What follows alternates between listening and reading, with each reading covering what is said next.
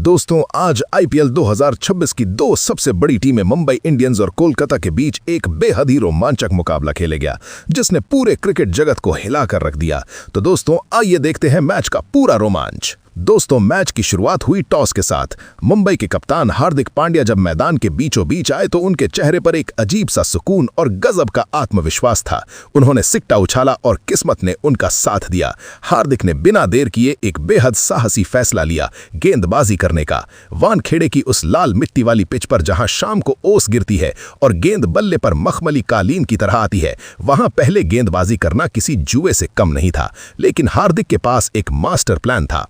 उधर केकेआर के खेमे में हलचल मची थी। उनके सलामी बल्लेबाज फिन एलन और टीम सीफर्ट अपनी किट पहनकर तैयार थे। उनके इरादे साफ थे, आज मुंबई के समंदर में रनों की ऐसी सुनामी लानी है जिसे कोई रोक न सके। जैसे ही अंपायरों ने खेल शुरू होने का इशारा किया, मुंबई की तरफ से नई गेंद थामी दुनिया के सबसे घातक स्विंग गेंदबाज ट्रेंट बोल्ट ने। बोल्ट की फुर्ती और उनकी इन स्विंगर किसी भी बल्लेबाज के लिए काल साबित होती है, लेकिन सामने खड़ा था फिन एलन नाम का वो तूफान जिसे किसी का डर नहीं था। बोल्ट ने जैसे ही पहली गेंद डाली, एलन ने उसे सम्मान दिया, लेकिन दूसरी गेंद पर जो हुआ वो किसी धमाके से कम नहीं था। बोल्ट की थोड़ी सी बाहर निकलती गेंद को एलन ने खड़े खड़े कवर की दिशा में एक कड़क चौका जड़ दिया। पूरा स्टेडियम सन्न रह गया। अगली गेंद फिर वही लेंथ, और इस बार एलन ने उसे मिड ऑन के ऊपर से बाउंड्री के बाहर भेज दिया। लगातार 2 चौके। बोल्ट जैसे गेंदबाज के खिलाफ ऐसी हमाकत, लेकिन असली तमाशा अभी बाकी था। 5वीं गेंद पर बोल्ट ने बाउंसर मारने की कोशिश की, पर एलन तो जैसे आज किसी और ही मूड में आए थे। उन्होंने अपनी जगह बनाई और एक जबरदस्त हवाई शॉट खेलकर गेंद को सीधे दर्शकों के बीच पहुंचा दिया। पहले ही ओवर में 18 रन। केकेआर ने आगाज नहीं बल्कि एक खूंखार ऐलान कर दिया था। वानखेड़े की वो पिच आज बल्लेबाजों के लिए स्वर्ग बन चुकी थी। हर शॉट पर रनों की बारिश हो रही थी। मुंबई का गेंदबाजी आक्रमण, जिसमें एक से बढ़कर एक दिग्गज शामिल थे, आज पूरी तरह असहाय नजर आ रहा था। फिन एलन और सीफर्ट ने पावर प्ले का ऐसा निर्दयी फायदा उठाया कि फील्डर्स केवल गेंद को बाउंड्री से वापस लाने का काम कर रहे थे। जब पावर प्ले खत्म हुआ तो स्कोर बोर्ड पर रनों का अंबार लग चुका था, लेकिन कहानी में मोड़ तब आया जब मध्य क्रम में कैमरून ग्रीन और रमनदीप सिंह की जोड़ी क्रीज पर जमी। मुंबई ने अपने स्पिन विभाग को मोर्चे पर लगाया। मयंक मार्कंडे और मिचेल साटनर जैसे चतुर गेंदबाज, सबको लगा कि अब रन गति पर लगाम लगेगी, लेकिन कैमरून ग्रीन के इरादे कुछ और ही थे। ग्रीन ने अपनी लंबी भुजाओं का इस्तेमाल करते हुए साटनर की गेंदों को खिलौना बना दिया। जब मार्कंडे ने उन्हें अपनी गुगली से फंसाने की कोशिश की तो ग्रीन ने घुटने टेक कर एक ऐसा स्वीप शॉट मारा कि गेंद सीधे स्टेडियम की छत से टकराते टकराते बची। ग्रीन आज किसी और ही ग्रह के बल्लेबाज लग रहे थे। उनकी जादुई टाइमिंग और प्रचंड शक्ति का ऐसा मेल देखने को मिला कि देखते ही देखते उन्होंने मात्र 24 गेंदों पर अपना प्रलयकारी अर्धशतक पूरा कर लिया। मुंबई के फैंस खामोश थे। ड्रेसिंग रूम में टेंशन साफ दिख रही थी। केकेआर के बल्लेबाज आज रुकने का नाम नहीं ले रहे थे। ऐसा लग रहा था जैसे रनों की एक ऐसी सुनामी आ गई है जो मुंबई के हर प्लान को बहा ले जाएगी। मैच अब अपने उस निर्णायक मोड़ पर पहुंच चुका था जहां हर एक गेंद एक नया रोमांच पैदा कर रही थी। लेकिन दोस्तों, असली तबाही तो अभी आनी बाकी थी। पारी का अंतिम हिस्सा शुरू होने वाला था और मुंबई ने अपना सबसे बड़ा ब्रह्मास्त्र निकाला। जसप्रीत बुमराह, दुनिया का नंबर 1 यॉर्कर स्पेशलिस्ट। बुमराह जब अपना अंतिम स्पेल डालने आए तो सामने खड़ा था अलीगढ़ का शेर रिंकू सिंह। ये वो मुकाबला था जिसका इंतजार पूरी दुनिया कर रही थी। बेस्ट गेंदबाज वर्सेस बेस्ट फिनिशर। बुमराह ने अपना रनअप शुरू किया। उनके चेहरे पर वही पुरानी एकाग्रता थी। उन्होंने 145 प्लस की रफ्तार से एक ऐसी सटीक यॉर्कर डाली जो सीधा पैरों की उंगलियों को निशाना बना रही थी। लेकिन रिंकू सिंह आज शायद मौत के खौफ से ऊपर उठ चुके थे।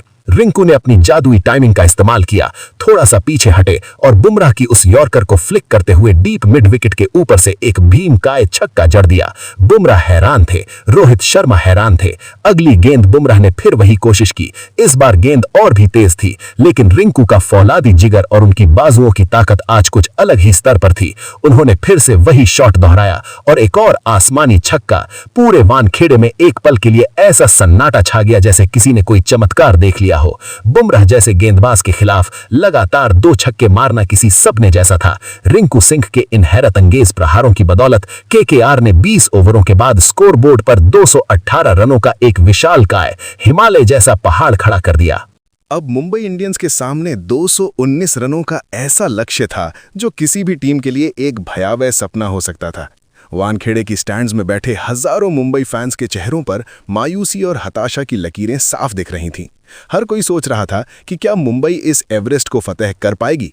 हार का साया ड्रेसिंग रूम पर मंडरा रहा था, लेकिन तभी मैदान पर दो ऐसी शख्सियतें उतरीं जिन्हें दुनिया विध्वंसक के नाम से जानती है, स्वयं हिटमैन रोहित शर्मा और दक्षिण अफ्रीकी दिग्गज क्विंटन डी कॉक।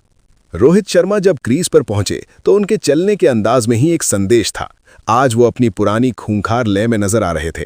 केकेआर ने अपनी सबसे बड़ी ताकत रफ्तार के सौदागर उमरान मलिक को गेंद थमाई। उमरान ने अपनी पहली ही गेंद 150 किलोमीटर प्रति घंटा की रफ्तार से डाली, जिसे देखकर किसी के भी पैर कांप जाएं। लेकिन रोहित शर्मा ने उस रफ्तार को ही अपना हथियार बना लिया।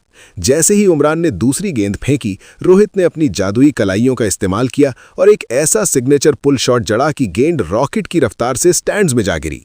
अगली गेंद पर रोहित ने फिर से वही आक्रमण किया और एक और कड़क छक्का। पूरा वानखेड़े स्टेडियम रोहित रोहित के नारों से इस कदर गूंज उठा कि उसकी गूंज मरीन ड्राइव तक सुनाई दे रही थी। हिटमैन ने साफ कर दिया था कि आज वो केकेआर के गेंदबाजों की बखियां उधेड़ने के मूड में है। दूसरी तरफ से क्विंटन डी कॉक ने भी अपनी बल्लेबाजी की क्लास और नजाकत का ऐसा बेजोड़ प्रदर्शन शुरू किया कि केकेआर के कप्तान अजिंक्य रहाणे के माथे पर पसीना आने लगा। डी कॉक ने पावर प्ले की पाबंदियों का ऐसा फायदा उठाया कि मैदान का कोई कोना खाली नहीं बचा जहां उन्होंने चौका न मारा हो। इन दोनों दिग्गजों ने मिलकर शुरुआती 6 ओवरों में कोलकाता के गेंदबाजी आक्रमण को तहस नहस कर दिया। स्कोरबोर्ड पर 72 रन बिना किसी नुकसान के। मुंबई के फैंस अब झूम रहे थे, जश्न शुरू हो चुका था। लेकिन क्रिकेट की अनिश्चितता अभी अपना रंग दिखाने वाली थी। जब ये साझेदारी केकेआर के लिए काल बनती जा रही थी, तभी रहाणे ने अपना सबसे बड़ा जुआ खेला। उन्होंने गेंद थमाई अपने सबसे अनुभवी और रहस्यमयी स्पिनर सुनील नारेन को। नारेन ने आते ही अपनी उंगलियों का जादू दिखाना शुरू किया। उनकी एक गेंद जो तेजी से अंदर की तरफ टर्न हुई, उसे क्विंटन डी कॉक पढ़ नहीं पाए। बल्ला और पैड के बीच से गेंद निकलकर सीधे स्टंप से टकरा गई। डी कॉक 42 रन बनाकर आउट हो गए। केकेआर को वो पहली सफलता मिल गई जिसकी उन्हें सख्त जरूरत थी। लेकिन दोस्तों, ये तो बस तूफान से पहले की शांति थी। डी कॉक के आउट होने के बाद वानखेड़े की उन ऐतिहासिक सीढ़ियों से उतरा वो शख्स जिसे दुनिया मिस्टर 360 कहती है, सूर्य कुमार यादव। सूर्या ने जैसे ही मैदान पर कदम रखा, शोर इतना बढ़ गया कि कानों के पर्दे फटने लगे। सूर्या ने पहली ही गेंद से वो करना शुरू किया जिसके लिए वो जाने जाते हैं, अकल्पनीय शॉट्स। उन्होंने वरुण चक्रवर्ती की रहस्यमयी फिरकी को एक गली मोहल्ले की स्पिन जैसा बना दिया। सूर्या मैदान के उन कोनों में शॉट खेल रहे थे जो केवल वीडियो गेम्स में ही संभव लगते हैं। सूर्या और रोहित के बीच देखते ही देखते 80 रनों की तूफानी साझेदारी हो गई। केकेआर का खेमा अब पूरी तरह टूट चुका था। लेकिन तभी वरुण चक्रवर्ती ने अपनी एक जादुई गुगली पर रोहित शर्मा को चकमा दे दिया। रोहित 78 रनों की एक महान और कप्तानी पारी खेलकर पवेलियन लौट गए। ये मुंबई के लिए सबसे बड़ा झटका था। मैच फिर से फंस गया था। युवा तिलक वर्मा आए, उन्होंने सूर्या का साथ दिया, लेकिन रन गति धीरे धीरे कम होने लगी। जब अंतिम 4 ओवर बचे थे तो मुंबई को जीत के लिए 62 रनों की जरूरत थी। ये किसी भी लिहाज से असंभव लग रहा था।